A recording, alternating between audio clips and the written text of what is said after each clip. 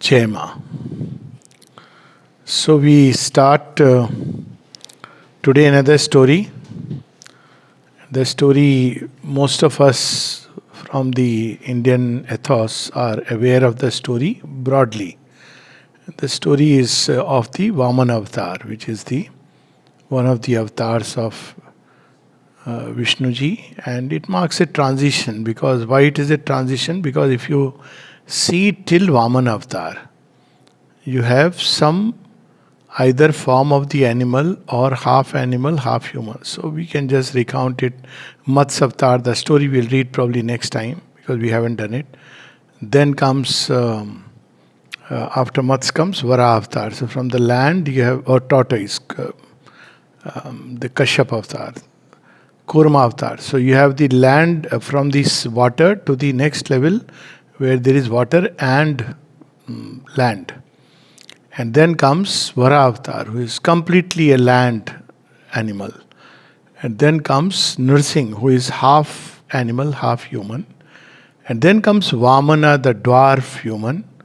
And then you see all the avatars are human, but in ascending scale of potencies. Parshuram, a completely Rajogun oriented person. And then comes Lord Ram, who is Sattvagun. Then Krishna, who goes beyond the gunas. So it's very clear in evolutionary progression, a parallel evolution which is going on behind the scenes. So one is the evolution of form, but along with that, there is the evolution of consciousness. So these are wonderful stories which relate to that. So Vaman Avatar is a transition because before Vaman Avatar we have Nursing Avatar, who is half animal, half lion and half human. So the lion man, if you want to put it like that, and then you have the Vaman Avatar. So the story, first as always, we'll just have the broad outline of the story, then its deeper sense, symbol, significance. Story is very simple. So the gods are in their Swargalok and the devils are in their worlds, nether worlds. And then there arises a king called Mahabali, king of the demons. So, Daityas rather. Daityas are beings of the vital plane, and the gods which are described are also on the vital plane. We should know the difference. So, demon is an English translation. It doesn't make sense actually. So, Daityas are very powerful beings of the vital plane, but with a tremendous sense of ego and power. And the gods of the Puranas are also gods of the vital plane. That is Indra, etc. Now, beyond Indra, there are other gods, the great gods of the higher mental worlds, which is, we have Lord Vishnu, Brahmaji, and Shiva, and then beyond the Trimurti. So, this is the hierarchy. So, vital plane is very important because it's the plane where the whole struggle of life to evolve one way or the other is going on. So, that's why these stories have their own importance, profound significance. So, we start with the story. So, Indra, etc., they are cosmic gods. Indra, Agni, Vayu, that is the Maruts, and all these gods are involved in different functions of creation from the most material. So, you'll see these gods in the most material, even in atoms. So, if you really look at their powers, you will see. And Indra is the cosmic mind which governs all these. They are the gods of the senses as well. Agni, Vayu, that is Maruts, Jal, so all of them. And there is of course Indra who governs them. I mean, I'm not saying it's just a symbol. They are real gods. You can come in contact with them. They are cosmic powers. So they are at once beings as well as impersonal powers, whatever way we want to take. And they are cosmic powers working in creation.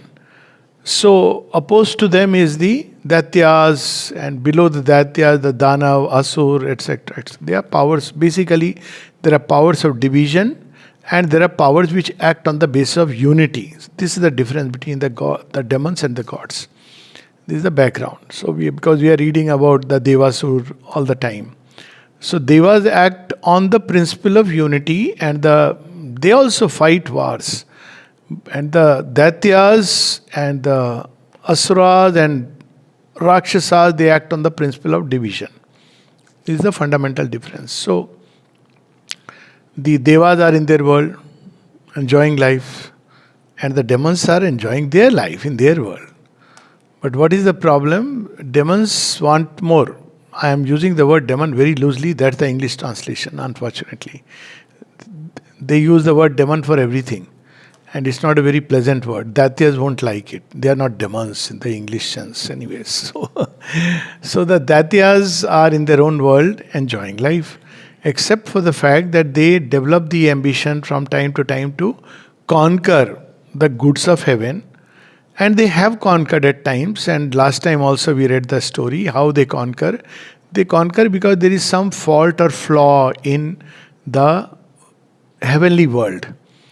And because of that, Indra suffers a fall. A very good lesson of humility. That same story in Greek story, we have the hubris and nemesis. So nemesis follows hubris. If you think it's me, then very soon you're preparing a ditch. So often I keep saying, if people praise you, be careful. That's why the great poet Rahim Mystic has written, Nindak niyare rakhiye. And when God loves you a lot, He keeps somebody who will criticize you always. Because He'll make sure you don't get into the seventh sky and start thinking I am someone special. That's what happens to Indralok, etc. They invariably fall. And they come under the realm of gunas. So that's a different story. So Indra is in his realm, and the Daityas in their own realm. And then it so happens that one day, there is a background to the story. There is a king called Bali. And King Bali Maharaj, as they call him. So Bali Maharaj's father is Virochan, who has started this whole lineage in a way. And Virochan's father is the great Prahlad, whose story we have already read. So Bali Maharaj goes and he asks, Sukracharya tells him all the gods, and interestingly, all the Brahmanas. Brahmans are those beings who are turned toward the divine. Brahman, it has nothing to do with Pandey or Sharma or Trivedi or whatever it is. There were no surnames at that time. So Brahmanas were those who were engaged in penance, tapasya, and so they are not very happy with the way Indra is dealing with this world. So they ask Bali Maharaj that you do the tapasya. Brahmans are vanshaj of Bharadwaj Rishi, and we will help you, will support you. So he conducts a yagya. Yagya was the means to get power. So what is yagya? Yagya is essentially sacrifice. All power comes from sacrifice. So repeatedly we will see this. You can either enjoy life at the lowest level. If you sacrifice the lowest form of enjoyment, pleasure, you will get a greater joy. Sacrifice it, you will get something still greater. Sacrifice it, still greater. So this is the law. The moment you sacrifice the lower, you are now a claimant of the higher. So it's not like there is a blank if you sacrifice. But you can't do it with this idea, oh, okay, I am going to get a greater joy. That's why the Isha Upanishad says, Tene tyaktene bhunjita. By renouncing, they enjoy. So renunciation is for a greater joy. And that's a wonderful subject, but some other time. So he advises King Bali that you perform a sacrifice. But this sacrifice he is doing not with the idea of that purity. He wants to annex heaven, and he knows that I have to be a claimant to heaven, I must practice the law of sacrifice. So he does sacrifice for many years or whatever. And finally he develops all the capacities, powers to annex Indra. So he and his army of Daityas, they march up to Indra, and then there is a brief description of that world. And if you read that world, you will feel that Swarga which is described is an ideal world, because everything is prosperous, everything is shared equally. That's what we said last time, that what really is Swarg? Swarg is a kind of, if you want to put it, a divine communism, not the way communism is understood. So Kamdhenu is not hoarded. There is no price tag to Kamdhenu. Kamdhenu is available to all. But on the other hand, each citizen, each person in Swarga knows how much to milk. So he'll not say, oh, because he is freely available, let me milk. Milk is plenty of things, so let me milk and hoard so that I can sell at a higher rate. That's not the ideal. So everybody goes according to needs. receives it and uses it exactly Auroville's concept. So in Auroville there is no money transaction. You can, those who are Aurovillians can go and pick up whatever they want. So that's Swarga. There is freedom because there is no enmity, there is no strife. And so when Bali Maharaj goes, Indra is in a state of, okay, I am the ruler of Swarga. But when he sees Bali Maharaj after the tapasya, he is shaken. He doesn't know whether he will stand a match or not. And that is the time Indra's guru, who is Brahaspati, he advises him, this is not the time to fight. You are going to lose it. So what you should do, he says, very interesting advice he gives. He doesn't say that you straight away go to Lord Vishnu.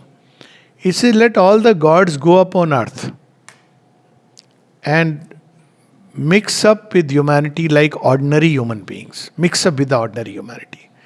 That's one of the very interesting symbols. So they go down and they are mixing as if they have to prepare for something. And then after some time, Indra, at the behest of his guru, goes to Lord Narayana, Lord Vishnu, Sri Hari, and Bali by that time has already annexed heaven and they are all enjoying the Daityas.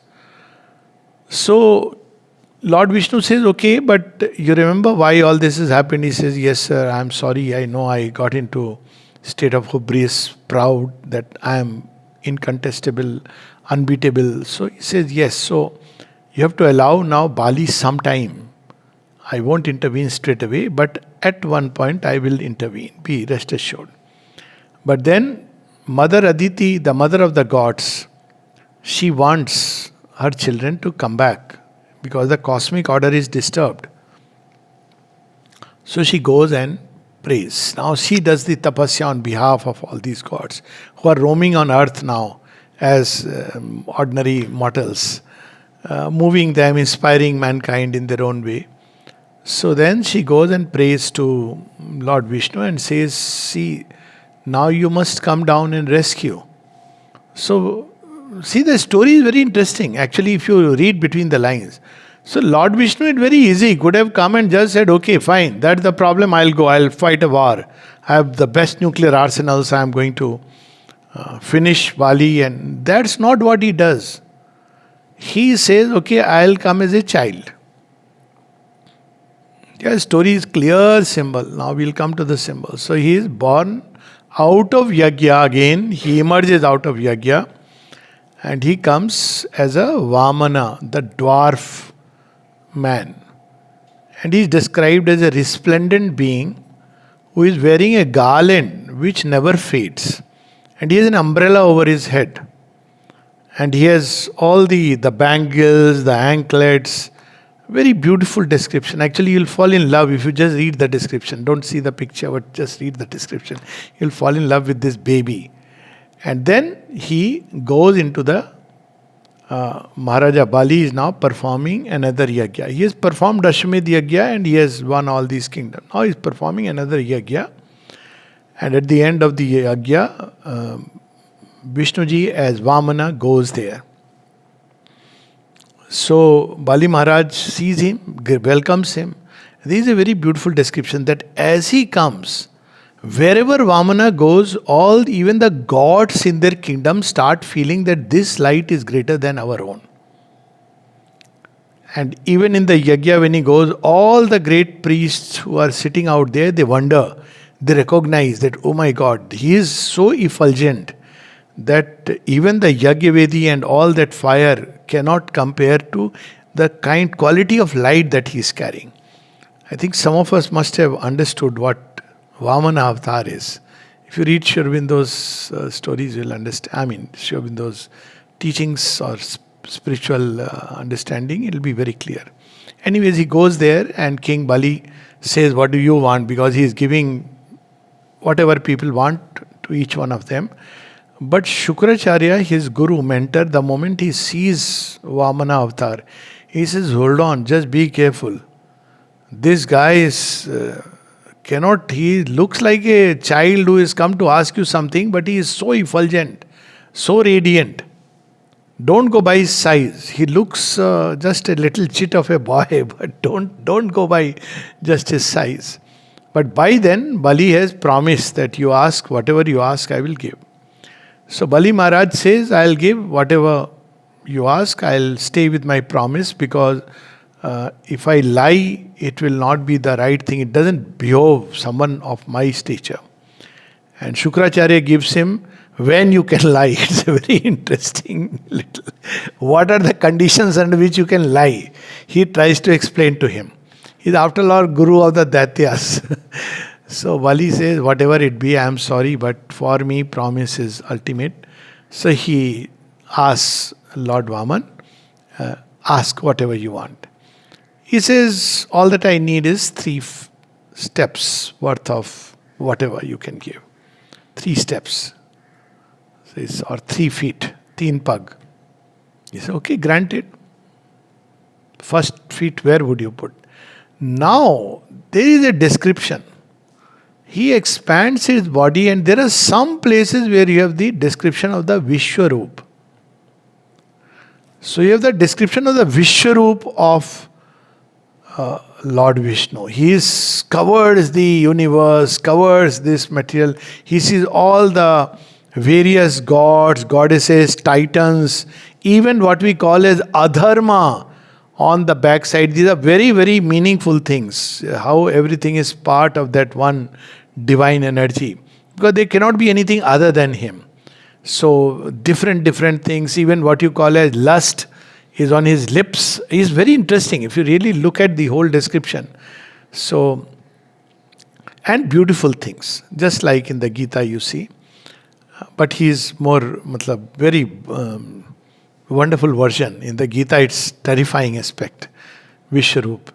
So when he expands and shows his wonderful form, and with 1 feet he covers the entire material universe and the 3 worlds. So he says, now 1 feet I have covered them. With the 2nd feet he covers all the other higher worlds, which goes right up to Satyalok. And it described that as his feet touched the Satyalok, it's very fascinating why this is being described like that. Even Satyalok began to feel that this is something more effulgent than our own effulgence. It began to become as if lesser than the effulgence of that Vamana Avatar. And then he says, where do I place my 3rd feet? So he doesn't know what to do. And meanwhile, Garud comes and arrests him. He puts a cord around him. He says, look here. Now you have promised the 3rd feet. Where will he put his 3rd feet? And all the demons then stand. His demons, they stand. They say, we are going to fight. And Bali tells them, don't try all this. Just stay quiet. Because he knows what is the game going on. So he says, you stay quiet. Unless I tell you as the king, you guys are not going to interfere. So the demons remain quiet. So he says, where do I place the 3rd feet? And King Mahabali says, on my head. Because this is what you have yet not conquered. You have conquered what belonged to me, because he had actually, but you have not conquered me. Me you must conquer. So he is very happy, and as he places his feet on his head, then he says, ask what you want, because now you have taken complete surrender to me, Sharnagati. So, but before asking that, he says, now you will, because you have surrendered, you will get a place in the best of netherworlds. It's interesting. There is a place in the netherworlds which is called Sutal. And it's envied even by the gods. If you read the description, you will wonder. Even the gods want to come sometime there, because it's opulent, it's beautiful. It's like, maybe before all this civilizational thing came, Earth might have been in that, but with all the riches, all the things available. So then he says that, what do you want? Because you have been so wonderfully surrendered. So now you ask me something and I'll grant you. So he says that, nothing, I just want that in my place where I'll dwell, I want you to be there always with me. He's got converted. It's surrender of the asura, surrender of the conversion of the asura. He says, okay, I'll be there as your Dwarpal. It's a very interesting story. So in the Sutal, where King Bali is the ruler, he becomes the Dwarpal of the Daitya. Now there is time for Lakshmi ji not feeling very comfortable about this. See, Lakshmi after all, so she comes. So she says, what is this? You can't be all the time here. And she plays a little very, very sweet game. Before she asks anything, he says, Bali, I make you my brother. So there is a Rakhi ceremony and he becomes her brother. Now, brother, if he becomes, he can't hold the Jijaji for long. He says, okay, Didi, for 4 months you please send him. I love him like anything. You are also welcome, but I know I don't have a place for you. But 4 months let him come here and Chaturmas, and rest of the time he can be with you. So for 4 months, Lord Vishnu goes and sleeps and lives in that kingdom. So who governs the universe? Because there will be chaos. He is supposed to govern. So Lord Shiva governs during that time. So it's called as Chaturmas. Anybody knows what is that Chaturmas? So now we are going to have Onam festival. So Onam is the time when King Mahabali is somewhere around August and something like that. So that's the time when, Shravan, yes. So that is the time when King Bali comes to see how the world is faring. He has his say. And after that, he goes back, but the world, in place of Vishnu, the world for those 4 months, the winter nights, the dark phase, Uttarayan and Dakshinayan, so we see Shiva governs it. Same thing you will see in the Devi Puja. All the great goddess, almost till October it will come, which, the last will be Pitra Paksh. Then starts, people don't know the name, Matra Paksh. After that, Kali comes. Forget everything. Then Saraswati Puja after full 4 or 5 months. So basically, there is a dark phase when, as if the world governance is given to Shiva, and we understand what it means. Unlike Vishnu, who balances, he's the preserver, he with Lakshmi ji harmonizes things, there is opulence, everything. What does Shiva do? He takes away all the energy. So there will be Shishir Ritu and Sharad Ritu, and then finally, when the time is ready, there will be new creation. So it's a kind of miniature destruction and rebirth, the cycle of creation. So this is the story where it ends, but very beautiful symbols. It starts with, once again, when I say symbol, it doesn't mean the story is only a fabrication of the mind which has been written to symbolically convey. There is a truth of cosmic agencies which is presented as a story so that we can understand their working.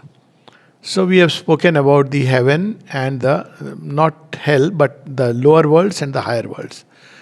So lower worlds are worlds of division. There is constant quarrel, and as a result of quarrel, there is dissatisfaction, disharmony, unhappiness, the sense of want.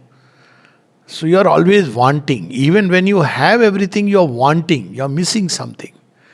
Whereas in the higher worlds, there is the feeling of unity. Now when there is unity, you don't want. There is a very interesting question somebody once asked. That, Mother and Sri Aurobindo were living together from 1920 onwards. I said, yes, but never together at one level. See, they are in the other room and here someone else is taking care, someone else. They would hardly meet. In 30 years of time, how many times they had meals together? Anyone remembers? Yes. Only once. And mother puts it like that. She is preparing everything. Then she sits with, she comes and they were hardly eating anything anyways. The diet was almost, we can't use the word even diet. I think it was blessing the food rather than anything else. So the mother tells Shri Aurobindo, I suppose I can also have food here. And she just takes a slice of bread. That was her whole day meal, maybe night again, something like that.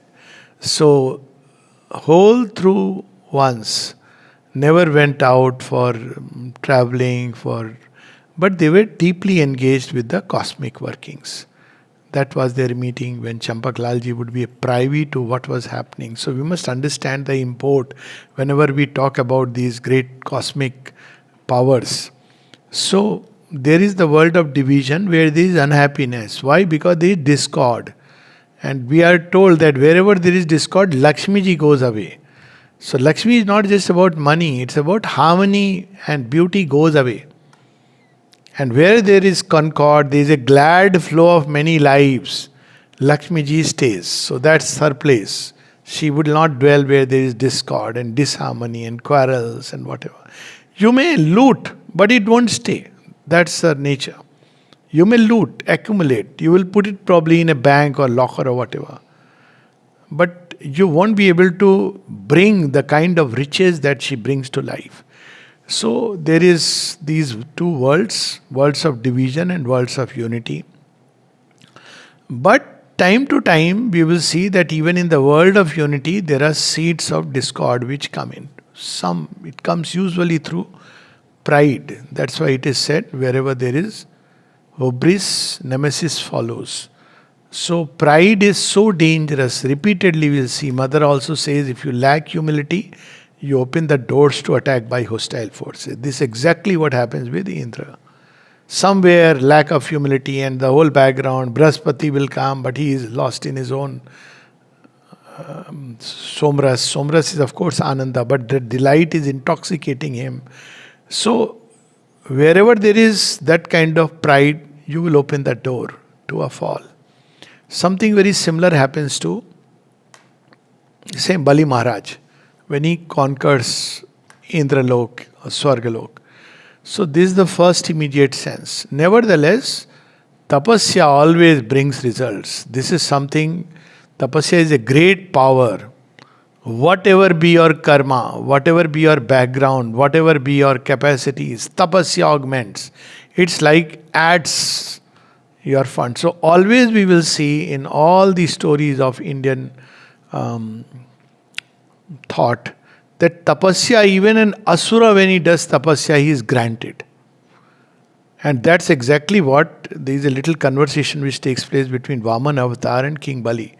When King Bali surrenders, he praises him and then he says, I know your original great-grandfather Hiranyaksh. Now you see, Hiranyaksh had submerged the whole earth. He says, but I appreciate one thing about him, that alone he wandered into the worlds to take the challenge of anyone.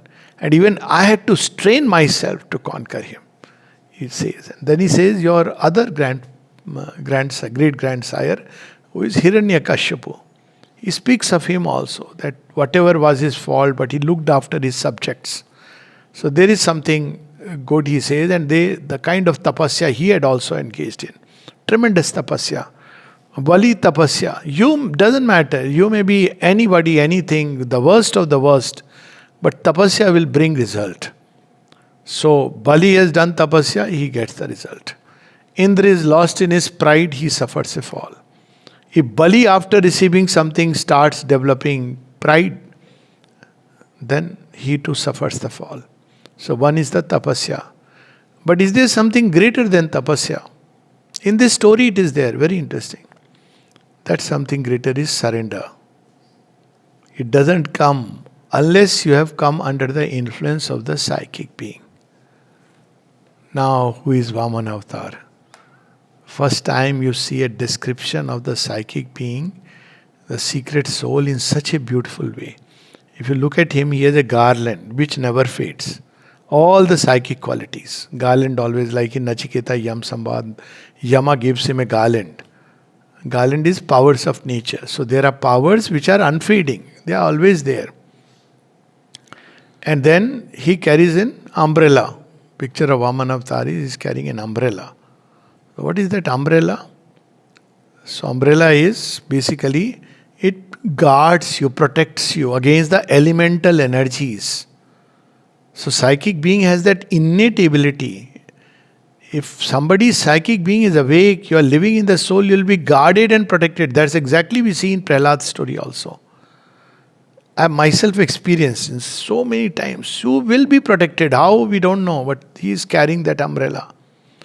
At the same time, in his girdle, he is nice, all the riches, in his hands, the bangles. So the riches of the world come drawn to you. But the beauty of Vamana Avatar is he is a sannyasi. Amazing sannyasi who has, on one side is sannyasi attached to nothing. And yet he has the capacity to conquer all the three worlds. That's Vamana Avatar. It's a perfect description of the psychic being in man. It owns nothing, wants nothing. It's an emanation from whom? She is born of the Garbha of womb of Aditi. Unlike you see other avatars who have their own origins. But Vamana Avatar is born from the womb of Aditi. If you read the Gita, Gita will describe it like this. Though he'll say Etada Yoni, but he says out of my Para Prakriti. So Gita uses the phrase Para Prakriti Jiva Bhuta. The Jiva emerges from the Para Prakriti.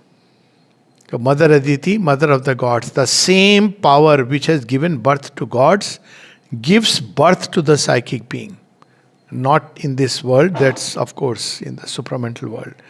That's why the psychic being is regarded not just as an equal to the gods, but also regarded in some places the leader of the gods. The story of Kartikeya. He is the Deva Senapati, Lord Muruga in the southern parts. So he is regarded as the leader. All the gods before him, their energies, their capacities fade away. And Mother has revealed this several times. That if the psychic presence is active, even the gods feel compelled. And the psychic being can go to any of these. Ultimately, destiny is going right up to the Satlok. All this has been reserved for the psychic being as it grows. But it has to grow. It can recover its universality. That's the Vishwarup. And see all the elements which are human elements find the right place. Their even divine justification, all of them are there in the psychic when it universalizes itself. So Vamana Avatar is very clearly the psychic being. First time we see the manifestation. Before that the avatars are taking the form of animals, different animals. But first time we see with the coming of human, born from the womb of Aditi. All these other avatars don't come like that. They are directly, Vishnu Bhagavan is manifesting himself through his own energies. So born from the womb of Aditi, there is something very interesting in that story which comes. I remember when he is describing about his grandfather, Lord Vishnu is describing. He is saying that you come from a very good lineage. He doesn't say you are a demon, you are horrible. He doesn't say that. He says you have your own beautiful lineage. Then he describes Hiranyakashipu. So he says Hiranyakashipu was very angry because I had killed his brother.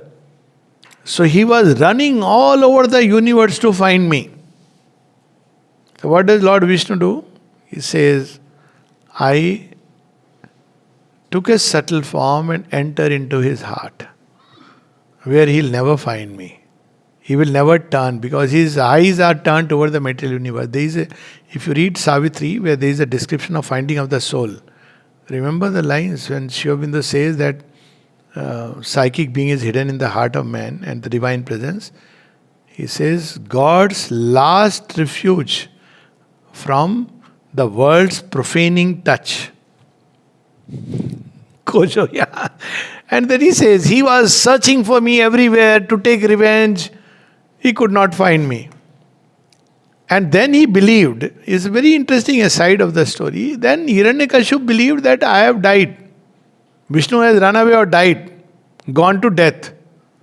Because he believed that I have gone to death, I came as death to him in the most impossible way. So it's a very fascinating story about And when you see the Vamana Avatar's Vishwarup, then you also have death. Death is his shadow.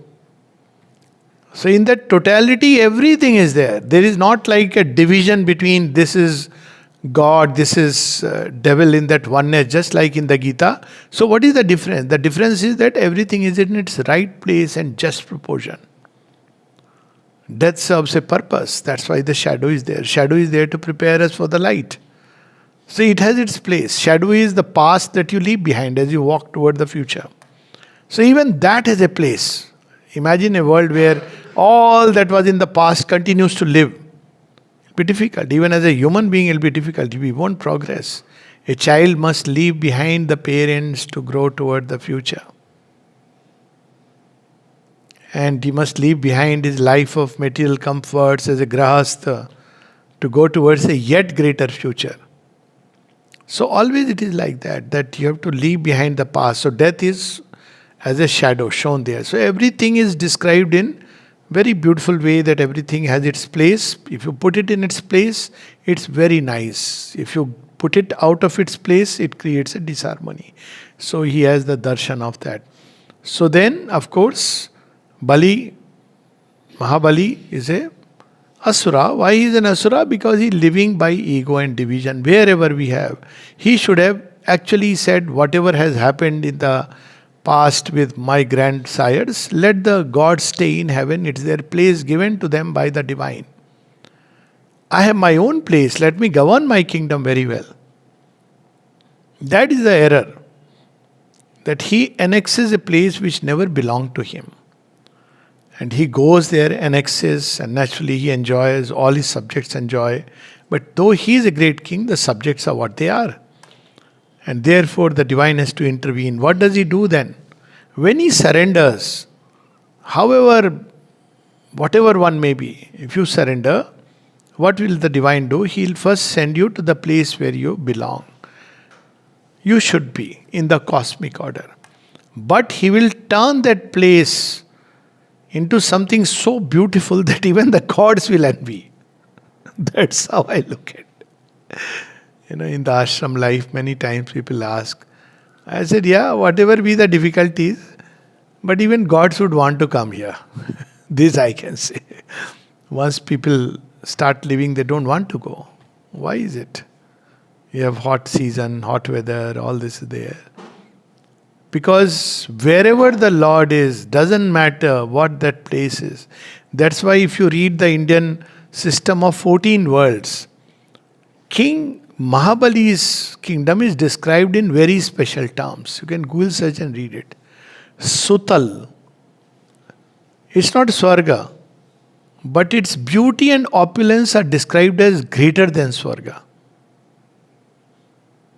Who is the guardian? It is something nobody can conquer. There's a whole story in, I'm forgetting which Purana, but where all the gods have to bring something and that they have to go through Sutal and they want to meet King Bali. And who is standing there? Vishnu Bhagavan.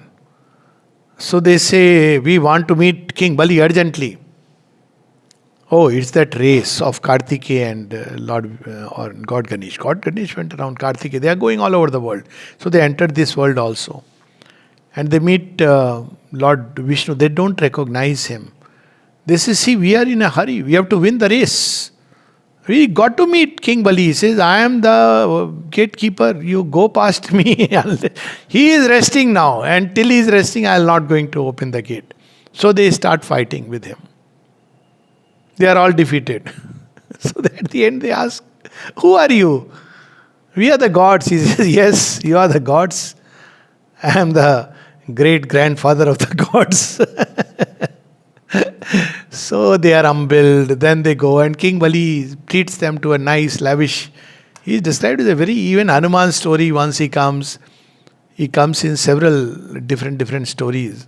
Even when Hanuman goes to find the mudrika, then Lord Rama tricks it, quietly slips the mudrika. He says, why don't you find it for me? Because if Hanuman is present, Yama can't come.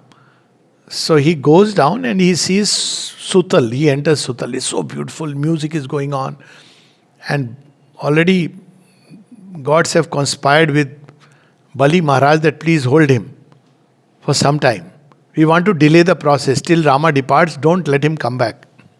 So, after some time, Hanuman says, you are playing with me. Because he starts saying, I believe, music. Why don't you, I also listen to some music. After that, you go and find what is the hurry. You will find. It must be somewhere around. So, Hanuman for some time plays music. Then he says, what is this man doing? He is not telling me where it is. So, he says, I am not going to leave you. Then King Bali prays. He says, see, I can't hold him for long. So then he says, you go and find it in the mountain there. It's a very fascinating story. But basic sense of the story is that these cosmic agencies, everything has its own place. But whatever be the place, if you dwell with the divine presence, even hell becomes wonderful heaven. There is a letter of Sri Aurobindo where he writes to his wife, Mrilalini Devi, to his sister, Sarojini Devi. He says, he is in Baroda and he speaks about one of the myth in Christianity where one day all these people who are suffering in hell are sent to Arctic Pole. They are suffering in the heat of hell. And they can spend one day in the Arctic Pole on ice. So he says, I don't know whether to regard it as a punishment or a relief. If you have lived in fire, you are used to fire, and suddenly one day you go to beautiful humor. So basically, if you are with the Lord, in one of Umar Khayyam's poetry also it comes, that all that I need is wine and you. Of course, this wine is about the Ananda. If I have the wine and you, then wilderness is paradise now. Says that. So, living with the Lord, imagine, it's a very rare felicity. And the Lord as the guardian, that's how He is. And it has been promised to Him that when the whole Kalpa ends, when this whole 4th cycle ends, then Bali will be the king of heaven. He will actually deserve that crown, because Indra is not a permanent thing, it's a post which keeps changing. So after, in the next, which has started as we believe, so he would be the king because he has gone through that whole process of purification. So when you see all these who will become the king, he is also one of the 7 Chiranjeevis. So on one side he is an Asura, on one side he has annexed the heaven, on the other side he has been blessed in so many ways. And obviously the 3 steps of Vamana Avatar is very clear, that conquer the world, conquer even the gods, but unless you have conquered yourself, you stand arrested. That's what Garuda comes to teach him. You are a helpless nobody. So ultimately the Lord wins it back, because all these worlds were Mahabali. So he takes it from him. And then finally you have to, the last conquest is conquest of the ego. That was the main thing. So the whole story is deeply mystic, symbolic, profound, of Vamana Avatar. This is where the story ends. We can say Jai Ma.